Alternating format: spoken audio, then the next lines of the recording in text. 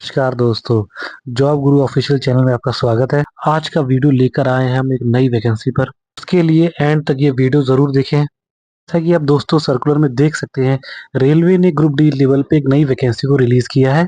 ये आप दोस्तों देख सकते हो, एप्लीकेशन ऑलरेडी स्टार्ट हो चुकी है। फॉर्म जो आपका आवेदन था वो 23 तारीख से स्टार्ट हो चुका है। इसकी लास्ट डेट है फिल करने की, वो आपकी है 22 फेब तक। यानी अभी आपके पास अच्छा टाइम है इस फॉर्म को फिल करने के लिए। आप इस फॉर्म के लिए लास्ट तक वेट ना करें, क्योंकि कई बार ऐसा होता है जो साइट होती है बहुत हैंग हो जाती है और लास्ट टाइम आपका फॉर्म सबमिट नहीं हो पाता है। जैसा कि आप लोग देख सकते हैं, जो फीस की जो लास्ट डेट है वो है 24 फेब की। और सपोज कुछ ऐसे बच्चे होते हैं जिनका फॉर्म फिलिंग के टाइम में कुछ गलतियां हो जाती हैं, तो आप करेक्शन भी कर सकते हैं। तो उस हिसाब से आप देख सकते हैं जो करेक्शन की जो आपकी लास्ट डेट रहेगी वो आपकी रहेगी अराउंड 6 मार्च तक। यानी आप फॉर्म में एडिट या करेक्शन 6 मार्च तक कर सकते हैं। ये तो दोस्तों हो गई फॉर्म की बात। चलिए अब जानते हैं कि हम इस फॉर्म को कैसे अप्लाई करें। आपको जो ये फॉर्म है ये आरआरबी की जो ऑफिशियल वेबसाइट है उस पे जाके आपको फॉर्म फिल करनी है। अगर अगर दोस्तों आपका वहाँ ऑलरेडी अकाउंट बना हुआ तो आप सीधे साइन इन करके अपना फॉर्म भर सकते हैं। बाकी वो सारे बच्चे जो न्यू आए हैं उन बच्चों को आरआरबी की ऑफिशियल साइट पे जाके पहले अपना रजिस्ट्रेशन करना होगा। आप लोग वहाँ पे अपना अकाउंट क्रिएट करिए और फॉर्म को फिल वहाँ से कर सकते हैं। ये तो हो गई कैसे आपको फॉर्म भरना है, कहाँ से फॉर्म भरना है। अब चलिए मैं आगे आपको बताता हूँ कि इस फॉर्म की क्या फीस रहने वाली है। फीस की बात किया जाए तो जो जनरल वाले कैंडिडेट हैं, जनरल, ओबीसी, ईडब्ल्यूएस, उन सब की फीस जो है वो अराउंड 500 रुपीज है। कि जो एससी एसटी कैटेगरी वाले बंदे हैं या फिर उस कैटेगरी से आने वाले जो भी बच्चे हैं उनकी जो फीस रहेगी वो 250 रुपए रहेगी। साथ ही साथ जितने भी महिला कैंडिडेट हैं, यानी जो भी फीमेल है, भले वो किसी भी कैटेगरी से बिलोंग करती है, उनकी भी जो फीस का स्ट्रक्चर रहेगा वो 250 रुपए ही रहेगा। हाँ दोस्तों, साथ ही साथ ये भी बताता चलूँ आपको, जो आपका फॉर्म है वो ऑनलाइन मोड है, यानी आपको इस फॉर्म को ऑनलाइन ही फिल करना है। ये तो दोस्तों मैंने बता दिया आपको फॉर्म कब से स्टार्ट हो रहा है, क्या इसकी फीस है। चलिए मैं इसको आगे आपको बताता हूँ कि इसकी क्या एज लिमिट रहने वाली है और क्या क्राइटेरिया है कि कौन कौन बच्चे इस फॉर्म को फिल कर सकते हैं। तो दोस्तों मैं आपको बताता चल रहा हूँ कि इसकी एज लिमिट तय की गई है इस फॉर्म के लिए, वो आपकी है 18 से 36 साल। वो सारे कैंडिडेट या वो सारे स्टूडेंट इस फॉर्म को फिल कर सकते हैं, बच्चे जिनकी एज 18 से 36 साल के बीच में है। बाकी दोस्तों आप जैसा कि आप सर्कुलर में देख सकते हैं, यहाँ पे मेंशन है जो ओबीसी वाले कैंडिडेट है उनको 3 साल की छूट है एज में, और बाकी जो एससी एसटी वाले हैं उनको 5 साल की छूट मिलती है। यानी कोई बच्चा अगर 39 ईयर तक का है तो वो ओबीसी में फॉर्म फिल कर सकता है, और 41 एज तक के बंदा या कैंडिडेट है वो आपका एससी एसटी में फॉर्म फिल कर सकता है। इस प्रकार दोस्तों एससी एसटी कैटेगरी में आपको 5 साल तक की छूट मिल रही है। यानी वो सारे बच्चे जिनकी एज 41 तक हो चुकी है वो भी इस फॉर्म को फिल कर सकते हैं, अगर वो एससी एसटी कैटेगरी से बिलोंग करते हैं। आप लोग इस बात का विशेष ध्यान रखें, जो भी कैटेगरी वाले बच्चे हैं जैसे ओबीसी हैं, ईडब्ल्यूएस हैं, इन सारे बच्चों को अपना जो सर्टिफिकेट है कास्ट के रिगार्डिंग, वो जो लास्ट डेट फॉर्म की उससे पहले का होना चाहिए। अगर आपका सर्टिफिकेट लास्ट डेट के बाद का होता है तो आपका जो फॉर्म होगा वैलिड नहीं होगा। मेरा मतलब ये है, जैसे आप फॉर्म फिल कर देंगे, एग्जाम भी दे देंगे, पर जब आपका आखिरी टाइम स्क्रूटनी का होगा, डॉक्यूमेंट वेरिफिकेशन होगा, उस समय आपको रिजेक्ट कर दिया जाएगा।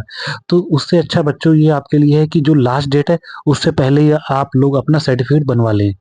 सर्टिफिकेट का कोई भी अगर आपको इश्यू है तो रेलवे ने अपने नोटिफिकेशन के लास्ट में फॉर्मेट दे रखे हैं कि किस फॉर्मेट में आपको सर्टिफिकेट बनवाने हैं। ओबीसी वालों के लिए बात करूं तो दोस्तों ओबीसी वाले स्टेट वाला सर्टिफिकेट ना बनवाएं, वो बिल्कुल ही वैलिड नहीं होता है सेंट्रल गवर्नमेंट की जॉब में। आपको जो सेंट्रल गवर्नमेंट का जो फॉर्मेट होता है उसी में ही आपको अपना सर्टिफिकेट बनवाना है। इसी प्रकार जो ईडब्ल्यूएस वाले बच्चे हैं उनका साफ साफ आप देख सकते हैं सर्कुलर में मेंशन है कि क्या क्राइटेरिया है, ईडब्ल्यूएस सर्टिफिकेट बनवाने का क्या क्राइटेरिया रहता है। आप देखिए सर्कुलर में साफ देख सकते हैं। तो आप लोग अपना सर्टिफिकेट है उसके अकॉर्डिंग ही बनवाएं। अगर मैं दोस्तों क्वालिफिकेशन की बात करूं तो आपको इस फॉर्म को फिल करने की आपकी जो मिनिमम क्वालिफिकेशन है वो आपकी 10th क्लास की होनी चाहिए। यानी वो सारे बच्चे फॉर्म भर सकते हैं जिन्होंने 10th क्लास तक की पढ़ाई की है। तो दोस्तों मैंने आपको बता दिया है कि आपको ये फॉर्म कैसे फिल करना है, कब फॉर्म स्टार्ट हो रहा है, क्या इसकी फीस होने वाली है, क्या इसका एजुकेशन क्वालिफिकेशन है और किस लेवल की ये जॉब है। हम बाकी अहम मुद्दों पर बात करते हैं, जैसे फीस के रिगार्डिंग।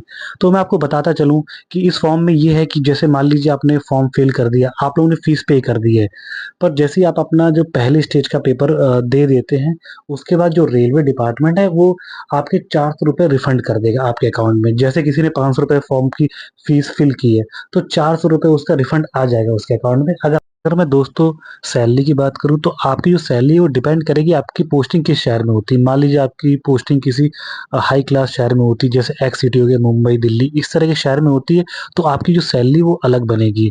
बाकी जो छोटे शहर हैं उनकी आपकी सैलरी वो होगी, वो थोड़ी कम बनेगी बड़े शहरों के कंपेयर में। साथ ही साथ आपकी सैलरी इस बात पे भी डिपेंड करता है कि आप किस पोस्ट को चूज़ कर रहे हैं या फिर आपका सिलेक्शन किस पोस्ट पे हो रहा है। क्योंकि कुछ-कुछ रेलवे में ऐसी पोस्ट होती है जिनमें आपको एक्स्ट्रा अलाउंसेस मिलता है। तो अगर अलाउंसेस आपको मिलेगा तो आपकी डेफ़िनेटली सैलरी कुछ ऐड होगी। हम आगे बात करते हैं, जैसा कि आप सर्कुलर में देख सकते हैं, रेलवे ने कुछ फिज़िकल एफिशिएंसी टेस्ट भी रखा है, मेल फीमेल दोनों कैंडिडेट के लिए। आप सर्कुलर में साफ देख सकते हैं कि मेल के लिए उन्होंने जो टेस्ट का क्राइटेरिया रखा है, वो रखा है उन्हें 35 केजी का वेट कैरी करना है और 100 मीटर तक चलना है 2 मिनट में। सेम उसी टाइप गर्ल्स को केजी का वेट कैरी करना है और उन्हें चलना है 100 मीटर, वो भी 2 मिनट में। साथ ही साथ 1 किलोमीटर की दौड़ भी रखी गई है गर्ल्स और बॉयज़ दोनों के लिए। पर टाइमिंग थोड़ा अलग-अलग है, आप सभी जानते हैं गर्ल्स को थोड़ा ज़्यादा टाइम मिलता ही है। दौड़ का जो भी टाइम है वो आप सर्कुलर में साफ देख सकते हैं। मैं आपको बताता चलूँ, जो आपका ये फिज़िकल एफिशिएंसी टेस्ट है वो कंपल्सरी है, आपको वो पास करना ही करना पड़ेगा। वरना आप सपोज़ आप अपना एग्ज़ाम निकाल भी लेते हैं, आप फिज़िकल टेस्ट पास नहीं कर पाते हैं, तो भी आप इस जॉब से बाहर हो जाएँगे। हाँ, इस बात का विशेष ध्यान रखें, जो भी नंबर आप फॉर्म फिल करते टाइम नंबर या मेल आईडी दे रहे हैं, वो अपना ही दें। क्योंकि रेलवे में जो भी कम्युनिकेशन होता है, वो आपके नंबर पे, आपकी मेल आईडी पे ही फर्दर स्टेज के मैसेज आते रहेंगे कि क्या प्रोसेस चल रहा है, कब एग्ज़ाम है।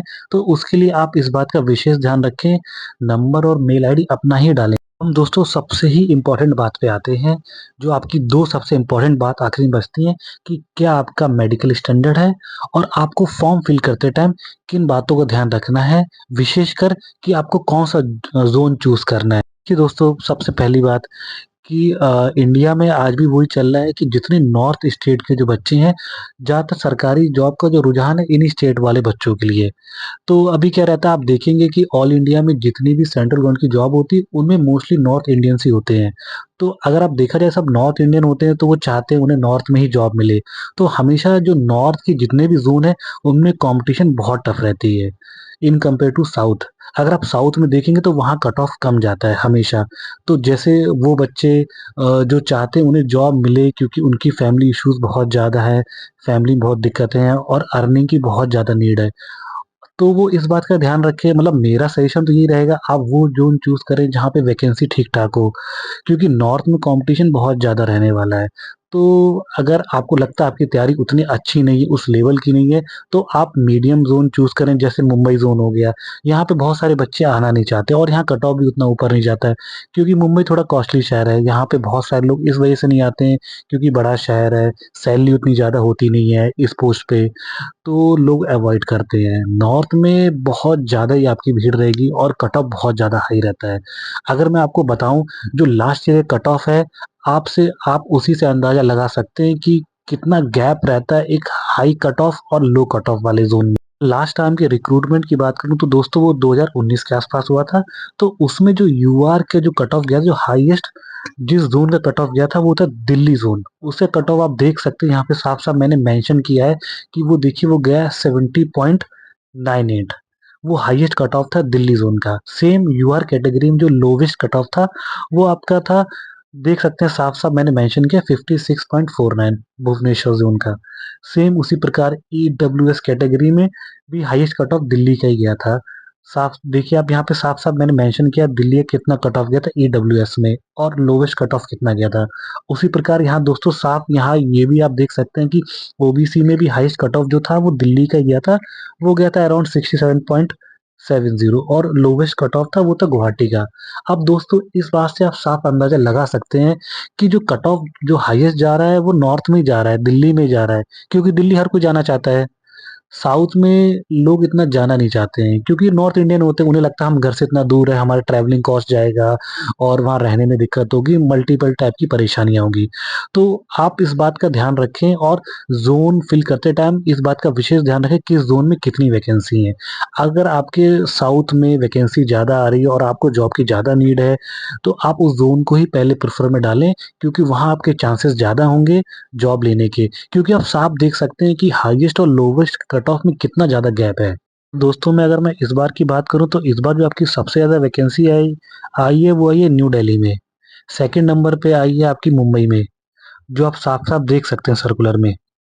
बाकी दोस्तों हाँ, एक चीज़ मुझे और बताना है, मतलब कोई भी चूज़ कर रहे हैं वो तो आप पे डिपेंड है। पर हाँ, इस चीज़ का भी आप ध्यान रखें, जैसे बहुत सारे बच्चे होते हैं वो आगे पढ़ना चाहते हैं, तो आप जो फिलिंग के टाइम पे उन पोस्टों को ऊपर रखें जिसमें आपको टाइम मिले ज़्यादा पढ़ने के लिए। क्योंकि बहुत सारी ऐसी जॉब होंगी जहाँ आपका फील्ड वर्क ज़्यादा रहेगा, तो आपका बहुत टाइम टेकिंग जॉब होगी, तो उस वजह से आपको ज़्यादा पढ़ने का टाइम नहीं मिलेगा।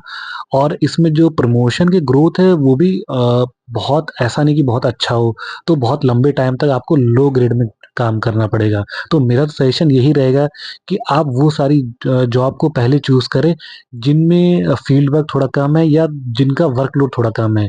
क्योंकि आपको एक प्रॉपर टाइम मिलेगा पढ़ने के लिए, इस बात का ध्यान रखें। साथ ही साथ एक ये भी इसका ड्रॉबैक रहेगा, मान लीजिए जैसे अगर आपने कोई ऐसी जॉब चूज़ की जहाँ पे वर्कलोड थोड़ा कम है या फील्ड वर्क कम है, तो वहाँ पे आपकी सैलरी भी थोड़ी कम रहेगी। क्योंकि रेलवे में ऐसा क्या रहता है, कुछ-कुछ अलाउंसेस मिलते हैं, उन जॉब में मिलते हैं, उन पोस्ट में मिलते हैं जहाँ पे थोड़ा हार्ड वर्क ज़्यादा रहता है। तो ये आपको चूज़ करना पड़ेगा कि आपके लिए क्या इम्पोर्टेंट है। At a time money important है कि टाइम इम्पोर्टेंट है। बाकी दोस्तों आप सर्कुलर में देख सकते हैं कि रेलवे ने कितने प्रकार की जॉब निकाली है। इस बार इन्होंने 14 टाइप की पोस्ट निकाली है। वो पोस्ट आप देख सकते हैं किस-किस तरह की है और साथ ही साथ इन पोस्टों का कुछ मेडिकल स्टैंडर्ड भी है। तो आप जब भी अपनी फिलिंग के टाइम जो भी चूज़ कर रहे हैं तो आप जो इनके मेडिकल स्टैंडर्ड है उनको देख कर ही फॉर्म भरें कि आप उस मेडिकल स्टैंडर्ड में फिट हो रहे हैं कि नहीं हो रहे हैं। जैसा कि आप दोस्तों देख सकते हैं इन्होंने कुछ जैसे मेडिकल स्टैंडर्ड में कोड दे रखे हैं C1, B1 समथिंग करके। तो चलिए हम लोग देखते हैं कि ये C1, B1 ये किस तरह मतलब क्या-क्या क्राइटेरिया है इन मेडिकल स्टैंडर्ड का, उसके बारे में जानते हैं। ये तो उससे पहले मेडिकल पे जाने से पहले मैं आपको एक चीज़ और बता दूँ फाइनली कि जो आपका जो एग्ज़ाम है, वो आपका 90 मिनट का है, ठीक है? और जो आपका एग्ज़ाम में नंबर ऑफ क्वेश्चन वो 100 है और आपके जो सेक्शन बना रखे हैं वो एग्ज़ाम के 5 सेक्शन हैं। वही नॉर्मल सेक्शन जो हर कॉम्पिटिशन में आते हैं। इसके लिए आप मल्टीपल कोचिंग है, आप वहाँ जाके पढ़ सकते हैं, वरना आजकल तो यूट्यूब पे इतने सारे टीचर हैं, वो भी इस एग्ज़ाम के रिलेटेड आपको मटेरियल मिल जाएगा। तो चलिए दोस्तों हम लोग आते हैं अपने आखिरी टॉपिक पे, वो हमारा है मेडिकल स्टैंडर्ड।